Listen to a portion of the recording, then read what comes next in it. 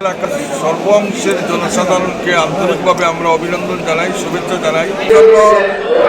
এই ব্লক এলাকার সর্ব অংশের মানুষকে আমরা অভিনন্দন জানাচ্ছি এবং এই এলাকার উন্নয়নের স্বার্থে সর্ব অংশের মানুষের পরামর্শ নিয়ে আমরা ব্লক এলাকার উন্নয়ন সংগঠিত করব।